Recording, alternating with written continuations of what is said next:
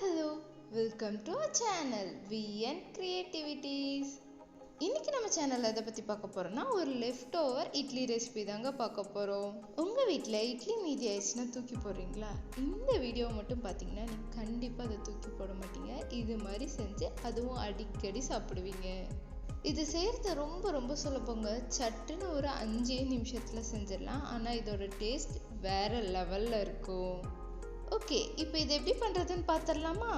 அதுக்கு முன்னாடி இப்போதான் நீங்கள் நம்ம சேனலை ஃபர்ஸ்ட் டைம் பார்க்குறீங்கன்னா மறக்காமல் சப்ஸ்கிரைப் பண்ணிருங்க. கூடவே இந்த பெல் ஐக்கானை கிளிக் பண்ணிருங்க. அப்போ தான் நான் போடுற வீடியோஸோட நோட்டிஃபிகேஷன்ஸ் உங்களுக்கு வரும். இதை செய்கிறதுக்கு ஃபஸ்ட்டு ஸ்டவ்வை ஆன் பண்ணி அதில் ஒரு பேனை வச்சிடலாம். நான்ஸ்டிக் பேனாக இருந்தால் கொஞ்சம் பெட்டராக இருக்கும். இப்போ இதில் கொஞ்சமாக எண்ணெய் ஊற்றிடலாம். நான் இங்கே ஒரு 2 டேபிள் ஸ்பூன் அளவுக்கு எண்ணெய் ஊற்றிருக்கேன். அதே போல் நான் இங்கே கடலெண்ணெய் யூஸ் பண்ணியிருக்கேன். இதுக்கு நல்லெண்ணெய் யூஸ் பண்ணிங்கன்னா இன்னுமே சூப்பராக இருக்கும். எண்ணெயை நல்லா ஸ்ப்ரெட் பண்ணிட்டு அதில் இப்போ கடுகு போட்டுடலாம். கடுகு பொரிஞ்சதுக்கு அப்புறமா நான் மீதமான 3 இட்லியை இந்த மாதிரி க்யூப்ஸாக கட் பண்ணி வச்சுருக்கேன். இப்போ இதை இந்த எண்ணெயில் சேர்த்துடலாம். இட்லி சேர்த்துட்டு இது மாதிரி நல்லா அதை எண்ணெயிலே வதக்கி விட்டுருங்க. இந்த இட்லி கலர் சேஞ்ச் ஆகி அது லைட்டாக ப்ரௌன் கலரில் ஆகணும். அந்தளவுக்கு இதை நம்ம நல்லா வதக்கி விட்டுடணும். அண்ட் முக்கியமான விஷயம், இட்லியை போட்டதுக்கு அப்புறமா நீங்கள் ஃப்ளேமை மீடியம் அல்லது ஃபுல்லாக சிம்மில் வச்சுருங்க. அப்போ தான் அது கருகாமலோ அடிப்பிடிக்காமலோ இருக்கும். இட்லியை போட்டு அப்படியே விடாமல் இந்த மாதிரி கிளறி விட்டே இருங்க. நீங்கள் ஒரு 1 மினிட் அப்படியே சும்மா விட்டிங்கன்னா கூட அது கருப்பாயிரும்.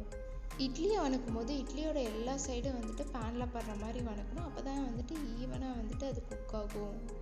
இப்போ பாருங்கள், இட்லி லைட்டாக அந்த கோல்டன் ப்ரௌன் ஆயிடுச்சு. இந்த ஸ்டேஜில் நான் 1 டீஸ்பூன் அளவுக்கு இட்லி பொடி சேர்த்துக்கிறேன். நீங்கள் எந்த இட்லி பொடி வேணால் சேர்த்துக்கலாம். அண்ட் எனக்கு இங்கே 1 டீஸ்பூன் இட்லி பொடி போதும். உங்களுக்கு இன்னும் வேணும்னா நீங்கள் இன்னொரு ஸ்பூன் கூட தாராளமாக யூஸ் பண்ணிக்கலாம். இப்போ நீங்கள் அடுப்பை ஃபுல்லாக சிம்மில் வச்சிடணும். இல்லைன்னா இட்லி பொடி கருகிரும். அண்ட் நீங்கள் கைவிடாமல் கிளறிக்கிட்டே இருக்கணும்.